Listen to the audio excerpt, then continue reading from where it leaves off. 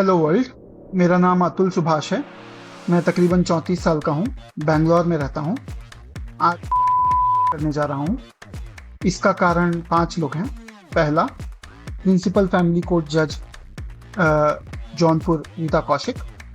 दूसरा, मेरी पत्नी निकिता सिंघानिया, जो कि एक्सेंचर कंपनी में काम करती है दिल्ली में। तीसरा, मेरी मदर इन लॉ निशा सिंघानिया, जो कि जौनपुर में रहती हैं।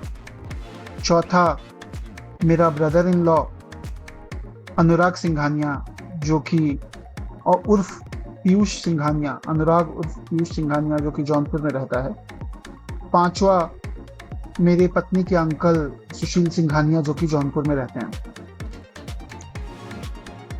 आज मैं आपको बताऊंगा इस वीडियो में कि हम मेरे बूढ़े माता पिता और मेरे भाई पर कितने केसेस डाले गए हैं, हमें कैसे हरास किया गया है, हमसे कैसे पैसे ऐंठने एक्सटॉर्ट करने की कोशिश की जा रही है, कितने पैसों का मामला है, और कैसे मुझे ये करने के लिए डायरेक्टली इंस्टिगेट किया गया है, और ऐसे सिचुएशंस बना दिए गए हैं जहां पर मेरा खुद को खत्म कर देना ही सबसे सही रास्ता समझ में आता है।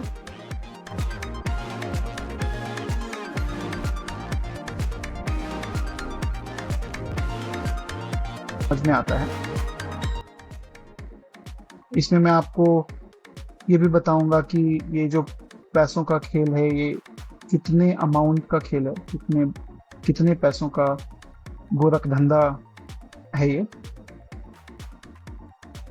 मैं उसके बाद हर किरदार का रोल बताऊंगा इन 5 लोगों का, और अंत में मैं कुछ अपनी आखिरी इच्छाएं भी बताना चाहूंगा।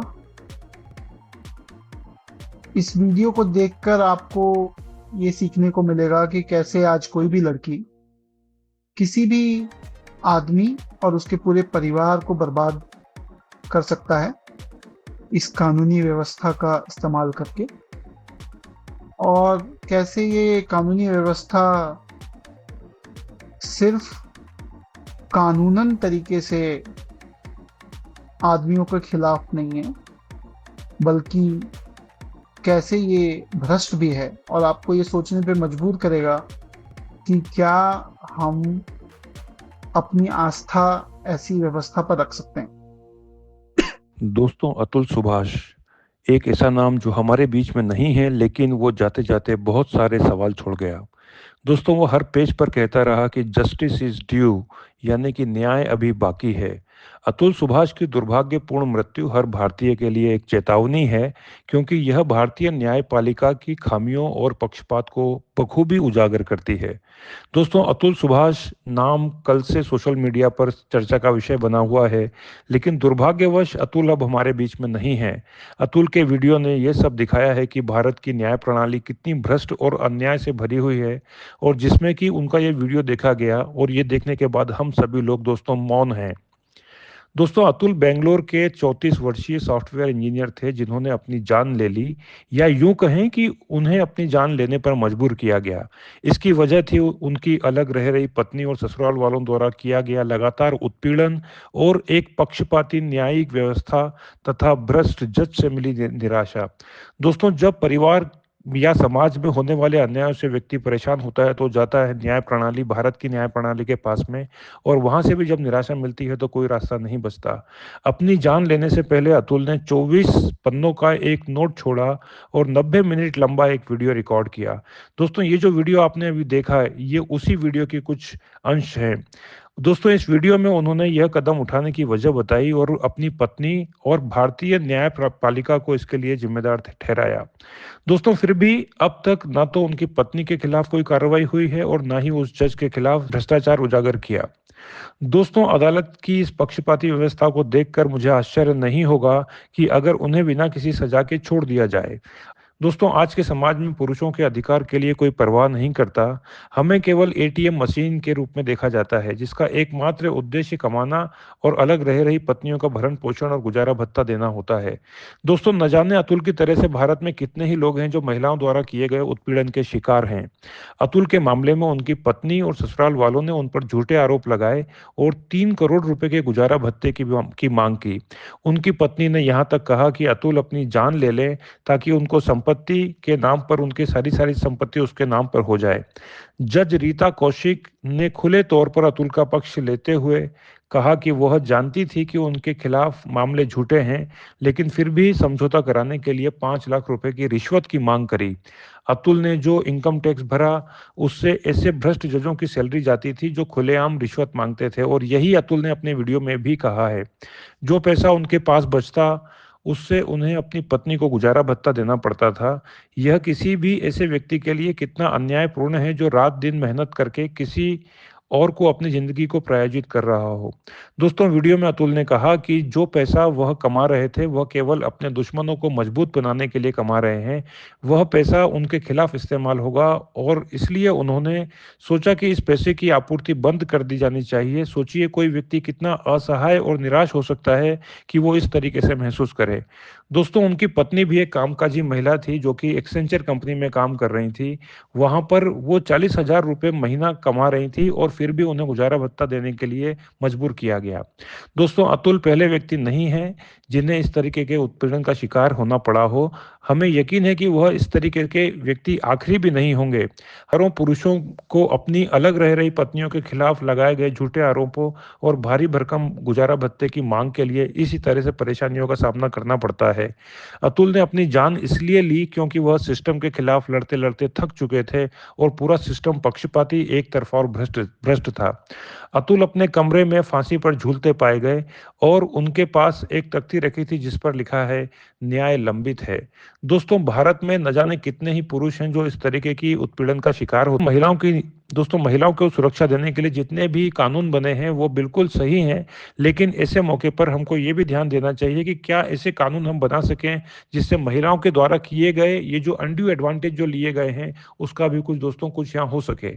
ऐसे सारे के सारे पुरुष आज दोस्तों एक बहुत बड़ा प्रश्न चिन्ह लेकर के भारतीय न्याय प्रणाली के सामने खड़े हुए हैं, भारतीय जुडिशरी सिस्टम के सामने खड़े हुए हैं और उम्मीद की एक राह देख रहे हैं कि भारत की ये न्याय प्रणाली कब सुधरेगी।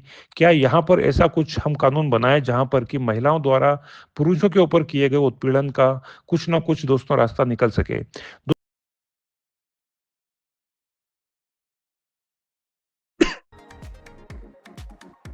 मैं कोशिश करूंगा कि ये वीडियो हिंदी में बनाऊं ताकि ज़्यादा से ज़्यादा लोग इसे समझ पाएं। बट बोलने के फ्लो में मैं कई बार अंग्रेजी में भी स्विच कर जाता हूं, उसके लिए माफ़ी चाहूँगा। बता दूं आपको कि अभी तक तकरीबन मैंने जोड़ा है 120 से भी अधिक कोर्ट के डेट्स लग चुके हैं लास्ट 2.5-3 सालों में अक्रॉस ऑल केसेस, और 40 बार मैं खुद इन कोर्ट डेट्स को अटेंड करने के लिए बैंगलोर से जौनपुर जा चुका हूँ। इसके अलावा मेरे माता पिता और भाई को भी अक्सर कोर्ट के चक्कर काटने पड़ते हैं। एक कोर्ट डेट अटेंड करने के लिए मुझे तकरीबन 2 दिन का समय लगता है मिनिमम। बैंगलोर से जौनपुर जाना, वहाँ कोर्ट डेट अटेंड करना अगले दिन और फिर वापस आना। मुझे साल में 23 छुट्टियां मिलती हैं, तो आप अंदाज़ा लगा सकते हैं कि क्या इन कोर्ट केसेस से लड़ पाना किसी के लिए भी पॉसिबल है या नहीं। ये बात जानकर आपको हैरानी नहीं होनी चाहिए कि अधिकतर डेट्स पर इन कोर्ट केसेस में कुछ भी नहीं होता।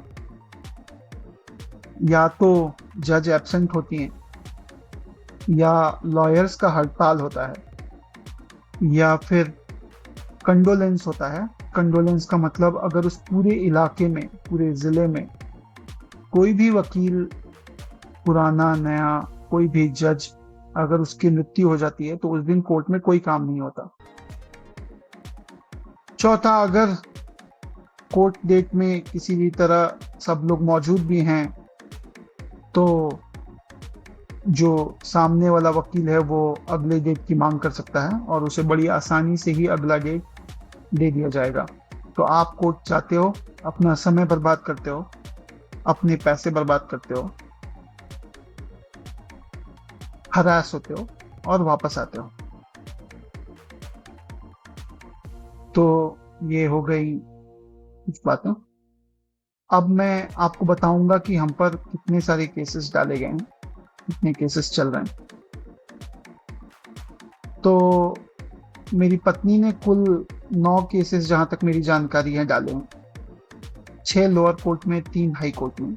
एक केस मैंने हाई कोर्ट में डाला है, जुरिस्डिक्शन का। पहला केस अगर देखें तो ये बात जान के आपको जरूर हैरानी होनी चाहिए कि मेरे ऊपर, मेरे माता पिता के ऊपर और मेरे भाई के ऊपर मर्डर 302, धारा 302, धारा 377 अननेचुरल सेक्स, अप्राकृतिक यौन संबंध, 498A, 323, 406, 504, 506, ये सारी आईपीसी की धाराएं हैं। और डाउरी प्रोविजन एक्ट के अंतर्गत धारा 3/4 के अंदर मुझ पर एक केस डाला गया, धारा 156/3 ऑफ आईपीसी के अंतर्गत 2022 में। ठीक 3 महीने बाद इस केस को वापस भी ले लिया गया। आप अगर अंदाजा लगा पाए तो आप सोच सकते हैं कि किसी भी परिवार पर अगर ऐसी संगीन धाराएं, मर्डर 302, 377, जिसमें बेल मिलना भी मुश्किल है, अगर ऐसी धाराएं लगें तो उन पर क्या बीतती होगी। लेकिन हमारे सिस्टम में किसी को भी अलाउड है कि कुछ भी केस डाल दे कभी भी और कभी भी वापस ले ले। अब अगर बात करें धाराओं की तो 302 मर्डर, मेरे माता पिता और भाई पर इल्जाम लगा था कि हमने मेरे स्वर्गीय फादर इन लॉ से 10 लाख रुपए दहेज मांगे 2019 में, और उन्हें इससे बहुत गहरा आघात लगा और उनकी मृत्यु हो गई। ये भी बताना चाहूंगा कि मेरी पत्नी ने मेरी इनकम कोर्ट के अंदर 40 लाख रुपए और बाद में 80 लाख रुपए बताई है। तो इनका इल्जाम यह है कि 10 लाख रुपए की वजह से इनके पिता की मृत्यु हो गई जो हमने मांगा, और मैंने अपनी पत्नी और बच्चे को 10 लाख रुपए के लिए छोड़ दिया।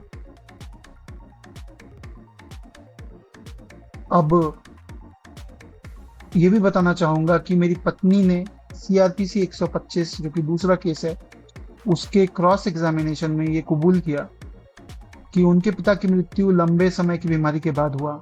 ये उन्होंने 2023 दिसंबर, अक्टूबर और नवंबर में अपने क्रॉस एग्जामिनेशन में कबूल किया। सच्चाई ये है कि मेरे फादर इन लॉ काफी लंबे समय से बीमार थे, इसलिए हमारी शादी भी जल्दी हुई। उन्हें हार्ट की बीमारी, डायबिटीज, ब्लड थिनिंग की दवाई लेते थे। एम्स में उनका 10 साल से अधिक से इलाज चल रहा था। डॉक्टर ने उन्हें बहुत कम टाइम दिया था, इसकी वजह से हमारी शादी 2019 में हुई जल्दी। ठीक उसके शादी के कुछ महीनों बाद अगस्त 2019 में उनकी मृत्यु हो गई, 2019 में शादी के बाद। और ये केस जो हम पर, और उनकी मृत्यु ब्लड क्लॉट ब्रेन में जाने से हुई। ये केस हम पर, मृत्यु 2019 अगस्त में हुई, ये केस हम पर 2022 में लगा है। मई 2021 तक मेरी पत्नी मेरे साथ रहती थी, तकरीबन 2.25 साल पिता की मृत्यु के बाद भी। और यहाँ से जाने के तकरीबन 8 महीने बाद उन्होंने ये केस डाला 2022 में, तकरीबन 2.5 साल बाद पिता की मृत्यु के। आप खुद ही अंदाजा लगा सकते हैं कि ये क्या था। अब बात करते हैं दूसरी धारा की, 377, जो है अननेचुरल सेक्स। तो मुझे नहीं पता कि मैंने कौन सा अननेचुरल सेक्स किया है। हमारा एक बेटा है, तो जरूर बट क्या अननेचुरल है इसमें मुझे नहीं पता। मेरी पत्नी के पास कोई भी मेडिकल प्रूफ, कोई भी मेडिकल एग्जामिनेशन, कुछ भी नहीं है। अब मैं बताना चाहूंगा कुछ बातें। ये अननेचुरल सेक्स की बात तो दूर, जो नेचुरल सेक्स होता है वो भी अंतिम 6 महीने से अधिक में मेरे और मेरी पत्नी के बीच नहीं हुआ। इसका कारण अगर मैं आपको बताऊंगा तो ये है कि मेरी पत्नी 4-4, 5-5 दिन तक नहाती नहीं थी। तब भी जब बच्चे को ब्रेस्ट फीडिंग करना है, दूध पिलाना है, तब भी साफ सफाई का कोई ख्याल नहीं।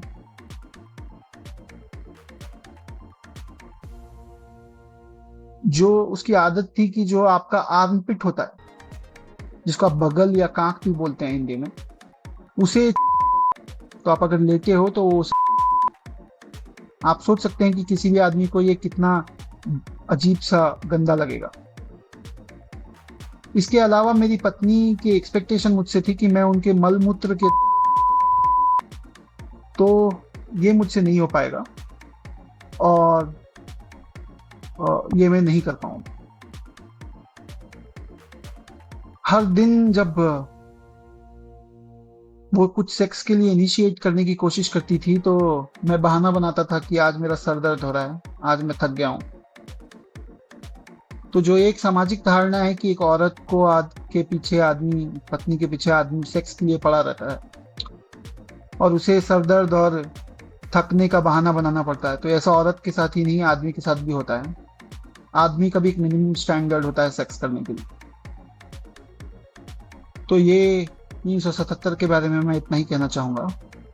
हालांकि कई सारी बातें हैं जो शायद इस पब्लिक फोरम पे नहीं बोलना चाहिए। उसके अलावा 498 ये धारा तो काफी पॉपुलर है। न जाने कितने लाखों परिवारों और करोड़ों आदमियों को बर्बाद किया इसने पिछले 40 सालों में। कितने लोगों ने इसकी वजह से अपनी जान ले ली, फिर भी ये आज भी है। इसके अलावा वही दहेज, 10 लाख रुपए मांगने का इल्जाम और बाकी कुछ छोटी मोटी धाराएं, मारपीट, धमकी देना इत्यादि। ये पहला केस तो वापस ले लिया उसने। दूसरा केस जो हम पे डाला उसने CRPC 125 के अंदर मेंटेनेंस के लिए। ये जज रीता कौशिक के कोर्ट में दाखिल हुआ था और इसके बारे में विस्तार से बात करेंगे। हालांकि यहाँ पे मैं ये भी बताना चाहूंगा कि इस मेंटेनेंस केस में मेरे पत्नी की डिमांड मुझसे 2 लाख रुपए प्रति महीने थी। 1 लाख रुपए मेरे 2 साल से कम उम्र के बच्चे के भरण पोषण के लिए और 1 लाख रुपए अपने भरण पोषण के लिए।